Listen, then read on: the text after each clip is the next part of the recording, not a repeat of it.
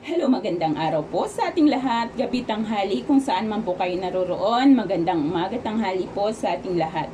Ngayon po sa Pilipinas ay araw ng Martes. Ngayon po ay nandito na naman po tayo para po sa ating spell na naman kung paano ba natin pababalikin ang ating mga mahal na nang-iwan sa atin.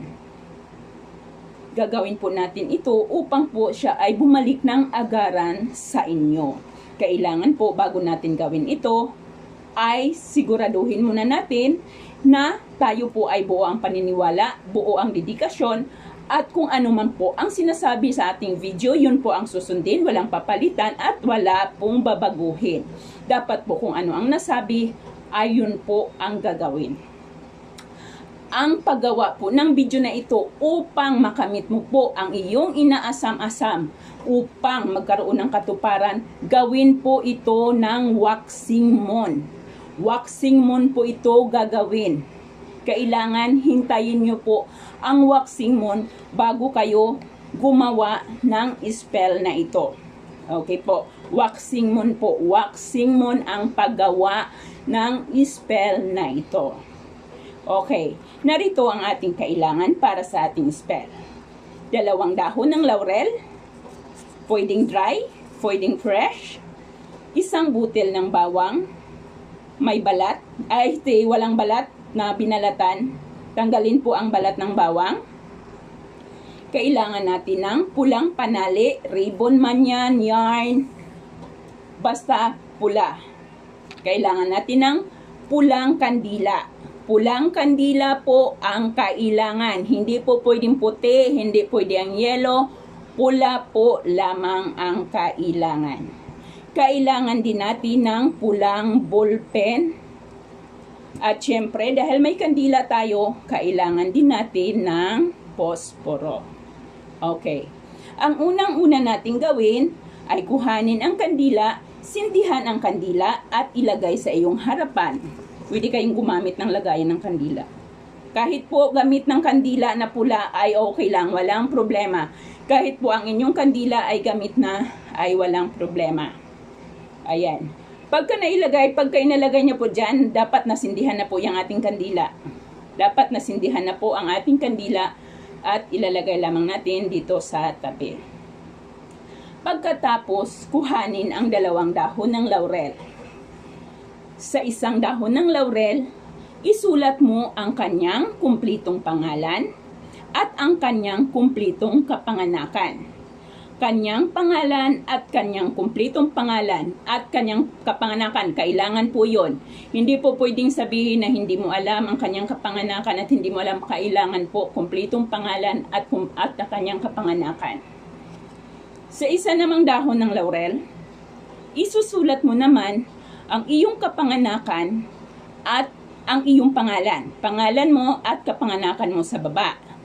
Pagkatapos, kuhanin mo ang laurel na sinulatan mo ng kanyang pangalan at ilagay natin dito ang bawang. Ipapatong natin dito ang bawang. Ayan. Pagkatapos, kuhanin mo naman ang laurel kung saan naroon ang pangalan mo at ipatong natin ito sa bawang. So, ayan, napagitnaan po yung bawang ng mga pangalan ninyo. Pagkatapos, kuhanin po natin ang pulang yarn or pulang ribbon at atin po itong ipaikot paharap po sa atin. Atin pong ipaikot ito paharap po sa atin. So, ang pagtali po ay dapat paharap sa atin. Okay po. Yan. Habang binabalutan natin ito, banggitin mo ang kanyang pangalan. Banggitin mo ang kanyang buong pangalan at sabihin mo. Halimbawa siya si Ricky Reyes. Ikaw ay babalik sa akin sa tulong ng ribbon na ito at sa laurel na ito, ikaw ay babalik sa akin sa lalong madaling panahon ng panghabang buhay.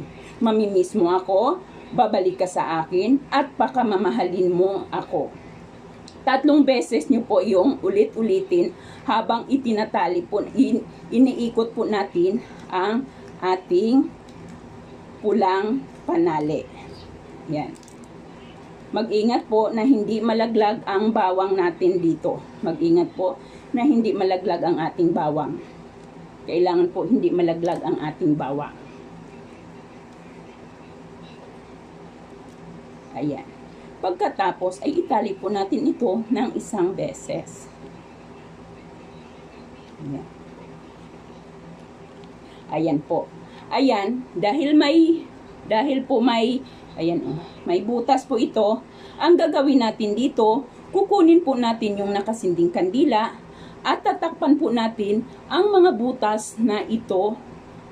Atin po siyang ilalak gamit po ang patak ng kandila. Habang pinapatakan mo ito, banggitin mo ang kanyang pangalan at ang iyong kahilingan ulit.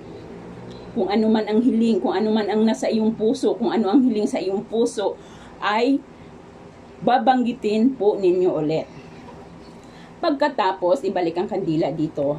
Pagkatapos, pagka natapos nyo na itong patakan, hawakan ninyo ito sa inyong kamay. Hawakan ninyo ito ganito at muli kang humiling ng 3 beses. 3 beses mo, banggitin mo ulit ang kanyang pangalan. Halimbawa, siya si Ricky Reyes.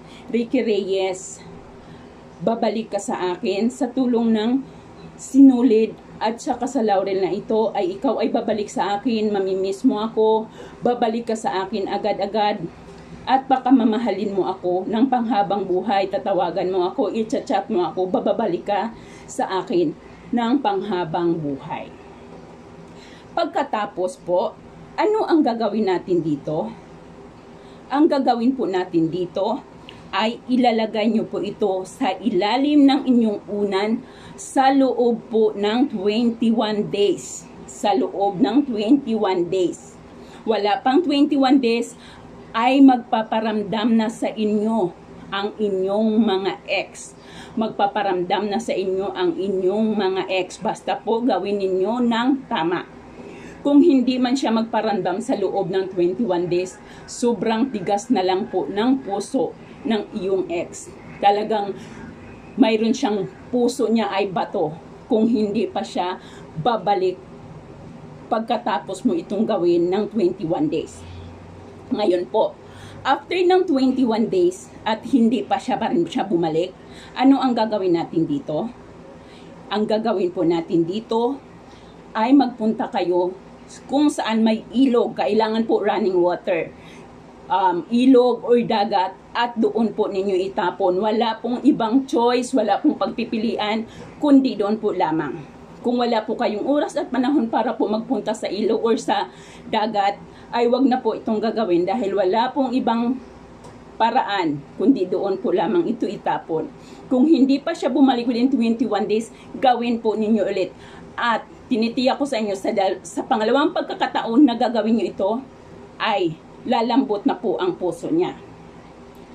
If ever naman na wala pang 21 days ay bumalik na siya sa inyo, ganun pa rin po ang ating gagawin dito.